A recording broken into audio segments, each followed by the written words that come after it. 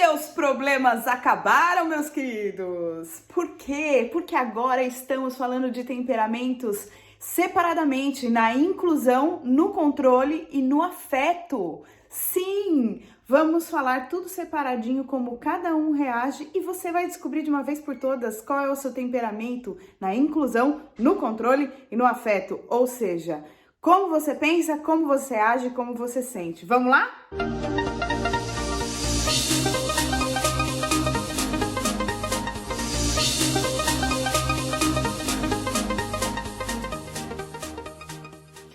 Olá, meus queridos, bem-vindos de volta a este canal. Vocês me deram um monte de trabalho e eu estou aqui, com todas essas pautas para falar para vocês. O último vídeo que eu gravei foi sobre todos os temperamentos na inclusão. Hoje, todos os temperamentos no controle. Sim, e agora vamos todos ficar muito felizes. E na hora que eu falar do afeto, mais felizes ainda. Porque vocês já não precisam mais fazer testes? Não, vocês assistem esses 3 vídeos e já descobrem de uma vez por todas que temperamento vocês são em cada área do seu ser, certo? Então vamos para o controle? Vamos falar de quem? Do melancólico no controle? Antes de falar do melancólico no controle, vamos falar do que é controle, né? Assim como na introdução do outro vídeo, eu coloquei o que quer dizer inclusão, vamos falar o que quer dizer controle, tá? Para ficar tudo certinho, bonitinho, pautadinho aqui para vocês. Muito bem. O controle é a área ligada ao homem social, é a área que se encontram nossas vontades, a parte analítica e a capacidade de tomar decisões. É onde aceitamos a responsabilidade por nós mesmos e pelos outros. É a área em que determina a nossa capacidade de exercer controle sobre a vida e comportamento dos outros e também determina a nossa capacidade. Até que grau podemos permitir que os outros controlem nossas vidas e comportamentos? A área do controle tem muita influência na nossa maneira de pensar, sentir e agir. Olha, eu tô para falar para vocês que a área do controle, dependendo do que for, né, esse controle, é a área que mais determinante, né? Eu, por exemplo, sou melancólica na inclusão, colérica no controle e melancólica no afeto. E muitas vezes eu sou muito mais colérica do que melancólica, mesmo tendo 2 melancólicos. Fiz assim na câmera porque eu só fui tomar uma aguinha ali, gente, mas é só isso mesmo, tá? Então, voltemos a falar. Então, tenho 2 melancólicos e muitas vezes não é o melancólico que manda, muitas vezes é o colérico. Por quê? Porque o colérico é um temperamento muito forte, dominante e predominante, inclusive. Tá bom? Mas vamos lá, na mesma ordem do vídeo anterior, nós vamos falar os temperamentos no controle neste vídeo também. Então vamos falar do melancólico no controle. Quem é o melancólico no controle? É uma pessoa muito independente e automotivada. Ninguém precisa falar o que ele tem que fazer e ficar motivando ele a fazer. Ele não gosta que digam a ele o que ele deve fazer. E quando alguém tenta corrigir o melancólico de alguma coisa que ele fez, logo ele pensa: quem é você para estar me falando o que eu tenho que fazer? Eu sei o que eu tenho que fazer. Porque o melancólico sempre sabe o que ele tem que fazer, porque ele é muito competente, tá? Ele expressa pouco controle sobre a vida e o comportamento dos demais, mas ele também não quer que expressem controle sobre a vida dele. É uma pessoa de vontade firme, ele sabe muito bem o que ele quer. Nem sempre ele fala das vontades dele, nem sempre ele demonstra, mas ele tem uma vontade firme. Vontade firme, traduzindo para a parte ruim da coisa, quer dizer o quê? Teimoso. O melancólico pode ser detectado como uma teimosia fora do comum, tá? Essa pessoa toma decisões e assume responsabilidades muito bem quando se move ou trabalha em áreas conhecidas e quando permitem que ele se desenvolva intelectualmente. Então, você não vai ver o melancólico assumindo trabalhos do qual ele não tem certeza se ele vai fazer bem feito, porque tudo dele é muito bem feito, porque ele é muito perfeccionista, tá bom? Ele requer de si mesmo ordem, verdade, responsabilidade e independência, e também dos demais. Lembre-se que ele é muito perfeccionista. Gente, sempre que a gente vai falando do melancólico, vai ter um lembrete que ele é perfeccionista, porque de todos os temperamentos, o mais perfeccionista é o melancólico e em seguida o colérico, tá bom? Tem grande necessidade de aparentar competência e de ter controle sobre as circunstâncias. Então, tá tudo certo aqui, eu tô dominando aqui minha área, pode ficar tranquilo.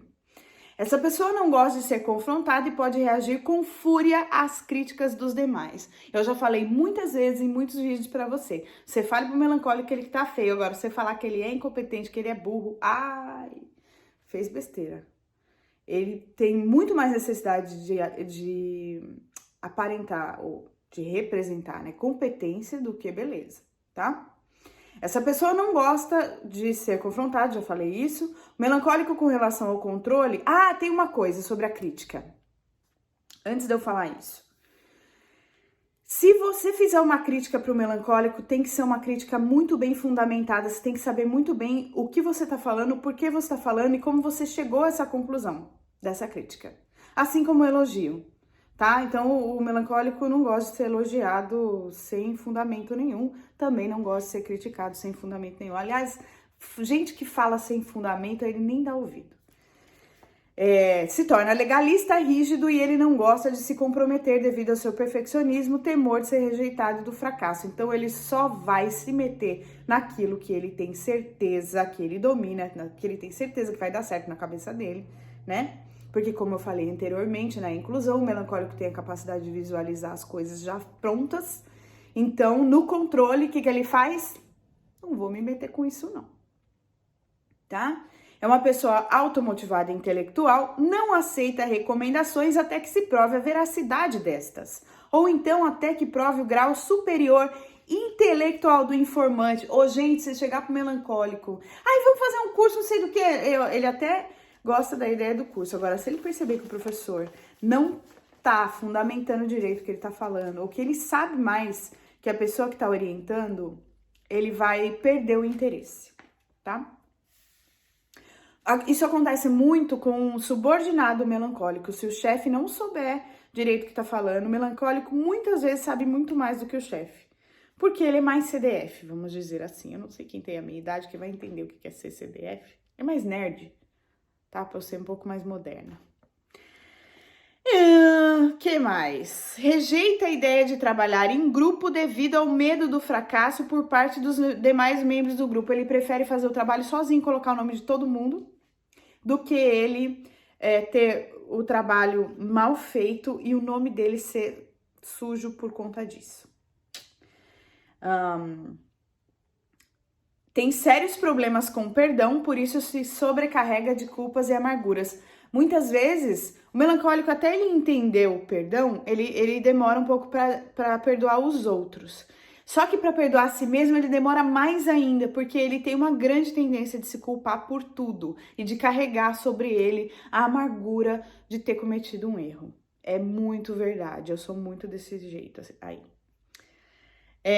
Tem tendência de desconfiar dos demais, não gosta de se comprometer, torna-se muito ansioso quando a responsabilidade de cuidar de alguém cai sobre ele. Verdade.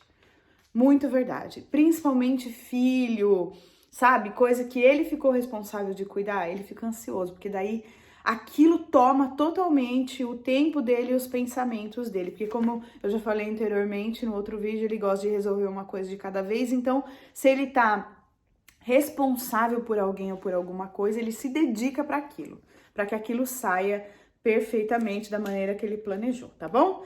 A necessidade de independência e o alto grau de perfeccionismo levam o melancólico a ser uma pessoa com alto risco de se tornar pai ou mãe solteiro. Essa pessoa tem a tendência de ser fiel aos seus propósitos e sacrifica qualquer coisa que atrapalhe suas metas e propósitos. Deixa eu explicar esse negócio de pai ou mãe solteiro, mesmo casado.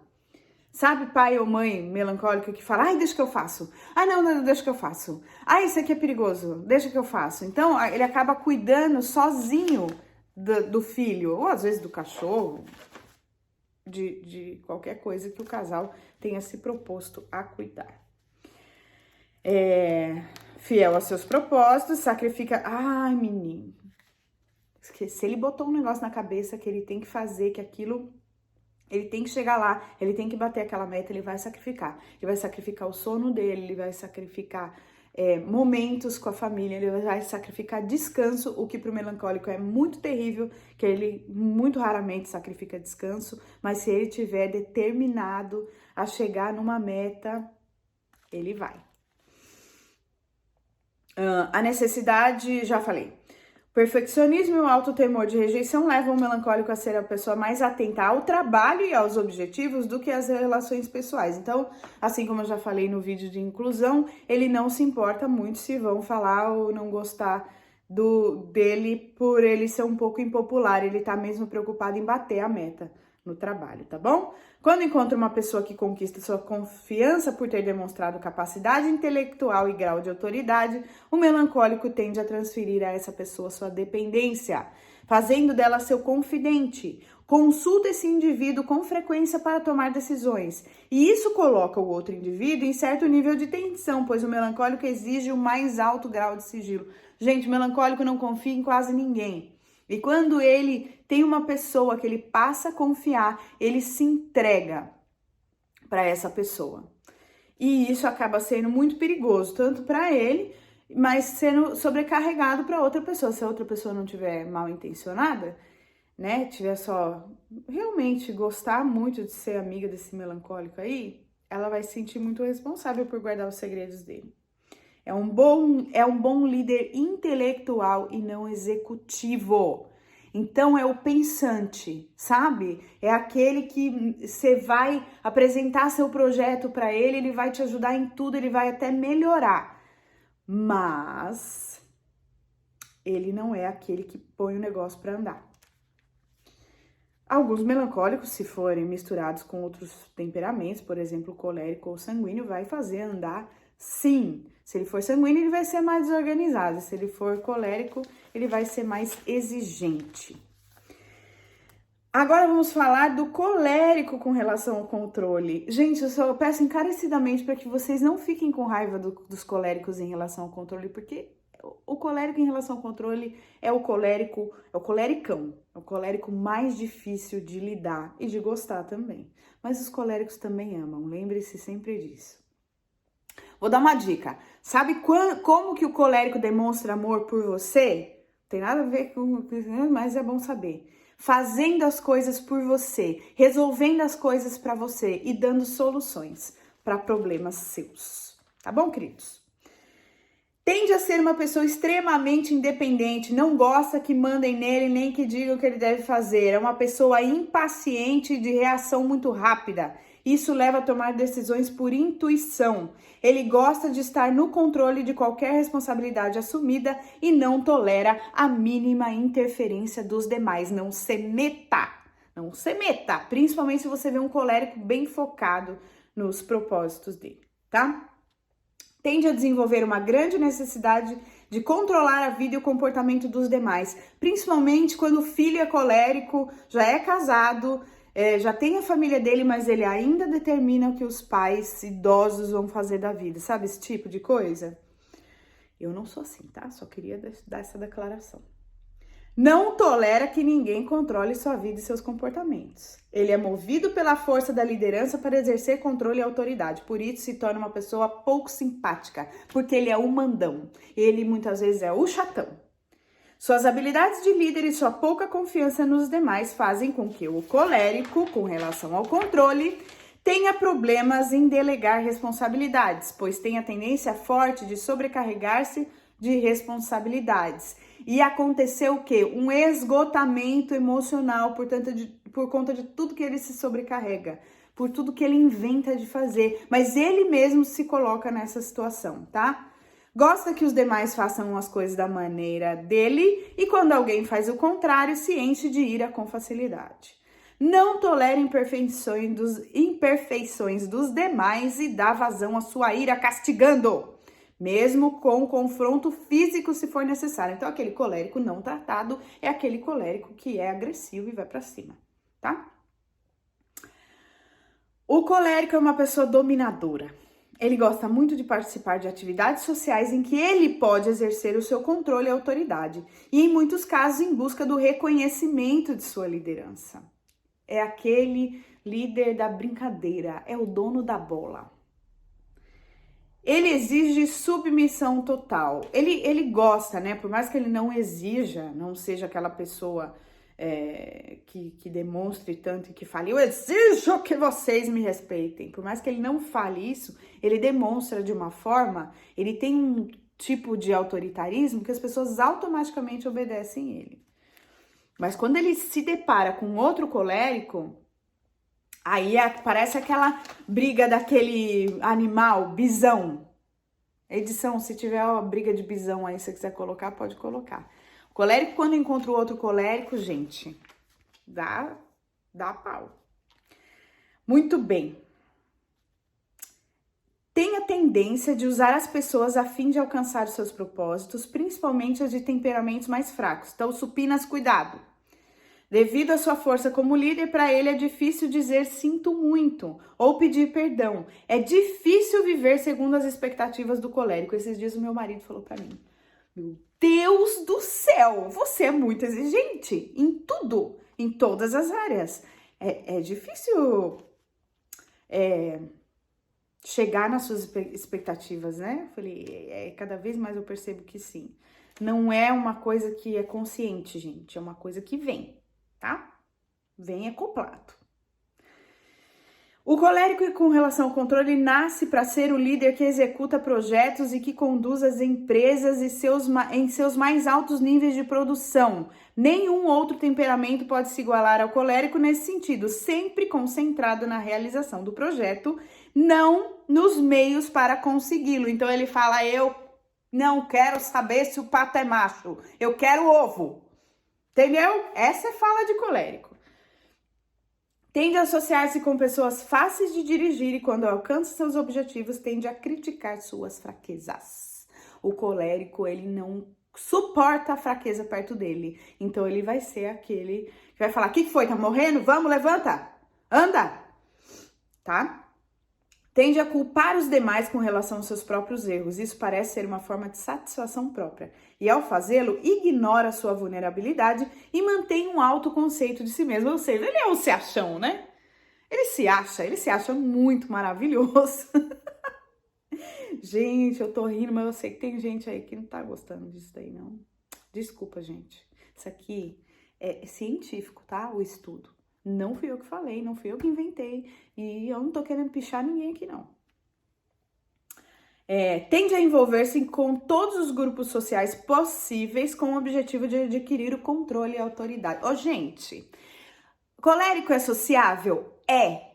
Só que, sempre tem um só que, né?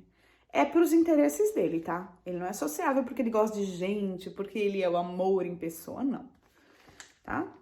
Ele nasce com esses atributos de qualidades de líder, os quais fazem parte do temperamento. Nasce, falei pra vocês.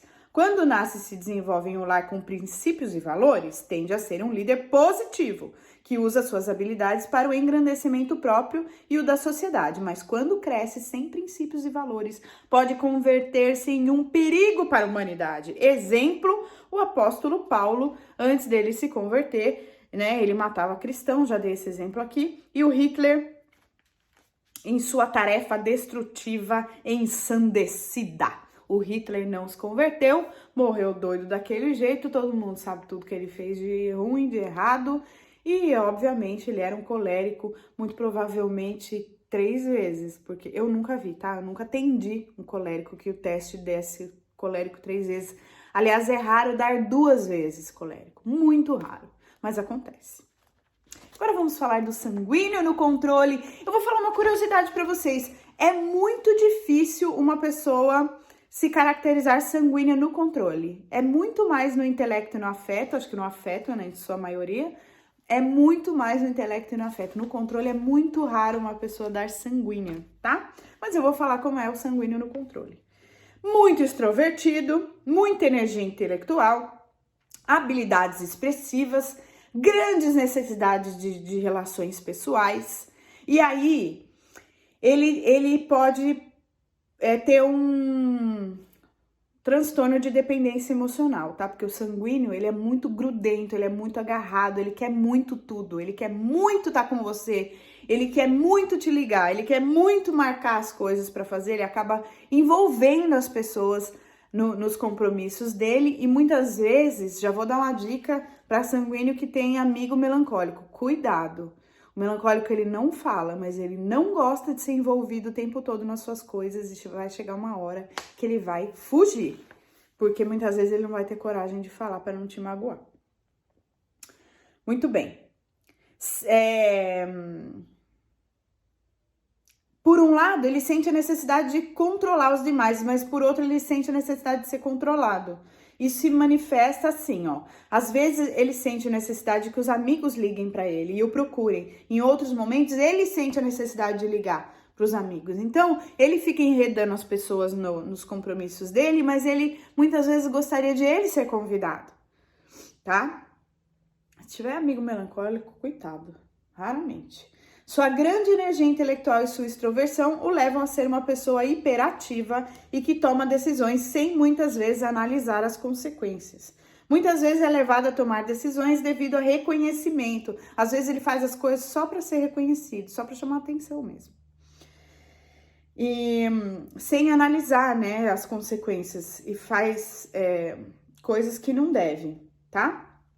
Às vezes ele assume responsabilidades em busca de aprovação e acaba se sobrecarregando. E quanto mais responsabilidades ele assume, mais se motiva a autoindulgência e a falta de persistência nas decisões tomadas. Gente, quando o melancólico o sanguíneo inventa de pegar um monte de coisa para cuidar e ele não dá conta. E aí é que ele fica se sentindo pior ainda e é um looping de se sentir mal com se sentir pressionado.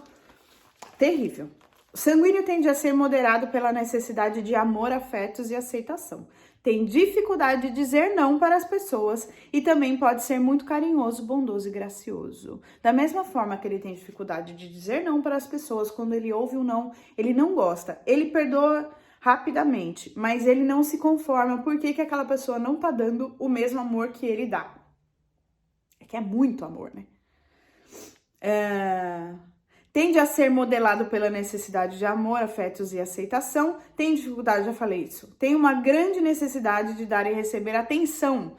E muitas vezes faz as coisas para chamar a atenção dos demais. Como eu falei no outro vídeo, o sanguíneo é como se fosse a criança dos temperamentos, tá? Faz birra, bate o pé, chora. Aquele drama. É um drama. Também pode ser muito carinhoso, bondoso e gracioso. A necessidade de atenção, amor e afetos e aceitação molda o comportamento do sanguíneo. Ele pode ser uma pessoa carismática, carinhosa, que inspira confiança nos demais, mas ele também pode ser uma pessoa completamente vulnerável, que muda de ideia o tempo todo, porque ele vai conforme as relações. Ele vai, aqui vão gostar de mim, eu vou aqui. Ali vão gostar de mim, eu vou lá. Ai, como eu sou legal. Ai, olha, presta atenção em mim. Me chama pra ir na tua casa, me leva para suas festas, eu vou animar todo mundo. E muitas vezes ele se torna cansativo, tá? Agora, vou tomar um gole de água.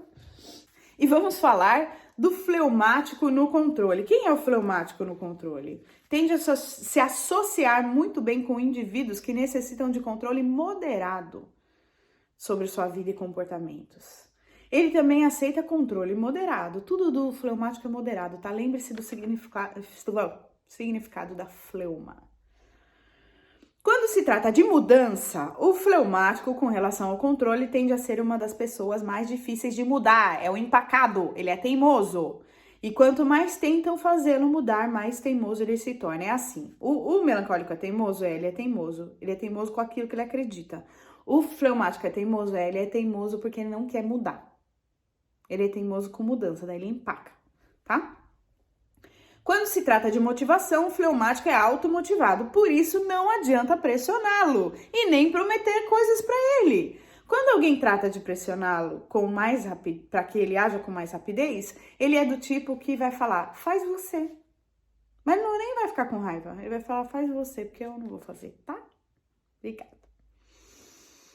Muito bem, tende a ser inseguro e adiar as coisas e decisões. O fleumático não gosta de decidir nada e ele não gosta também de dar a opinião dele em coisas muito importantes e decisivas para ele não se comprometer.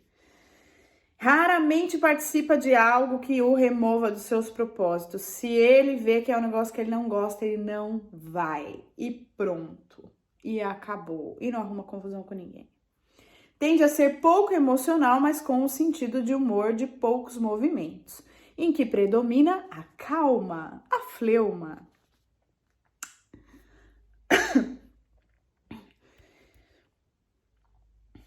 É difícil fazê-lo perder o controle e vê-lo sofrer explosões emocionais, tais como sentimentos exagerados ou manifestações de raiva. Ele é movido pela paz e faz tudo para oferecê-la. Então, ele quer proporcionar paz e ele quer ter paz. Então, não mexa, entendeu? Ele não é sobrecarregado com amarguras ou sentimento de culpa. Simplesmente deixa que cada um leve seu próprio fardo. Tipo assim, cada um é cada um. O tempo é o remédio para todas as coisas. Sabe frases assim prontas de pessoas calmas, de pessoas que meditam e que são pessoas muito calmas e exemplos para a humanidade. Fleumático, gente. Esse é o temperamento que melhor se associa a todos os demais. O fleumático consegue parar o colérico, consegue deixar que o melancólico desfrute de seu tempo a sós, consegue guiar o sanguíneo para que ele haja com propósitos objetivos, não simplesmente por sentimentos e emoções, e ao supino consegue dirigi-lo com moderação. Fleumático é uma bênção. Todo mundo que tem fleumático entre os 3 temperamentos aí, ó, tá? Tudo de bom. Agora vamos falar do supino ou supina com relação ao controle.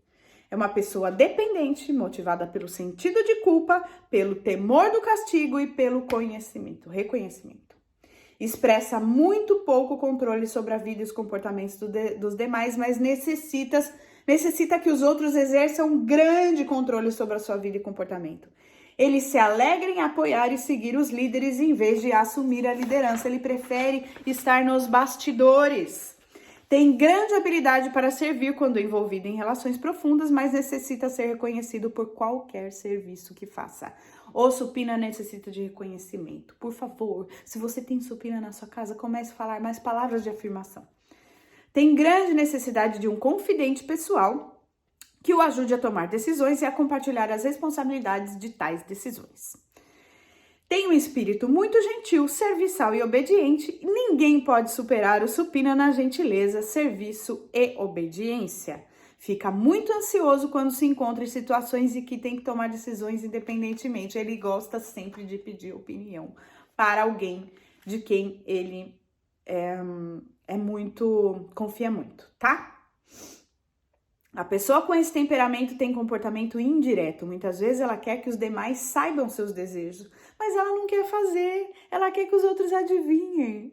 Supinas, falem mais. Falem mais do que vocês querem e falem mais do que vocês não querem, que é muito importante, tá? Supina tende a desenvolver muito sentimento de culpa. Muitas pessoas com esse tipo de temperamento tendem a usar a culpa para manipular os demais que os controlam. Coitadinho de mim, tá? Então, supinas decidam sarar, sim, falei corretamente. E parar de manipular as pessoas com o coitadismo. A pessoa com temperamento supino tem grande dificuldade de dizer não, devido ao seu temor à rejeição. E isso leva a se sentir usado. E como consequência ele fica furioso, ainda que ele chame isso simplesmente de sentimento ferido. Então, ele não fala não, mas ele se sente usado. É triste, é muito triste. Falem não, supinas. Vocês vão ver que é a coisa mais libertadora que vocês podem fazer pelas suas vidas. Ainda que supina com relação ao controle não goste de tomar decisões por si só, tampouco gosta que seja incluso nos planos dos demais sem consultá-lo. Então, não vai enfiar ele nas coisas sem perguntar para ele se ele quer. Por favor. A inabilidade de tomar decisões e expressar e impor a sua vontade faz com que o supino viva a sua vida por meio dos demais. Então, ele tá sempre fazendo o que os outros querem. Olha que triste, gente. Pelo amor de Deus, vamos orar. O reconhecimento de seu trabalho e serviços motiva o supino a continuar trabalhando para satisfazer seus superiores e aos seus. Meu Deus do céu! Quando a pessoa com temperamento supino se move nas áreas fracas, manifesta comportamentos impróprios, que são vistos como sintomas de problemas de dependência de personalidade pela sociedade atual. O que Deus deu ao supino como atributos, se não souber usá-lo, pode ser usado pelos demais para que abusem dos supinos. Então, meus queridos supinos, decidam sarar. Por favor, falem não, treinem. E vocês serão libertos dessa dependência emocional. Meus queridos, esse vídeo ficou menor que o outro, ainda bem. Eu espero muito que vocês tenham gostado. Comenta aqui embaixo, compartilhe, faça suas perguntas, dê sugestões de mais vídeos. Eu tenho ainda uns 5 vídeos já planejados, coisa que vocês me pediram. Muito obrigada. E vamos chegar aos 3 mil inscritos para fazermos a live de temperamentos, tá bom? Espero que vocês tenham gostado. Fiquem com Deus, um grande beijo. Até o próximo vídeo. Tchau!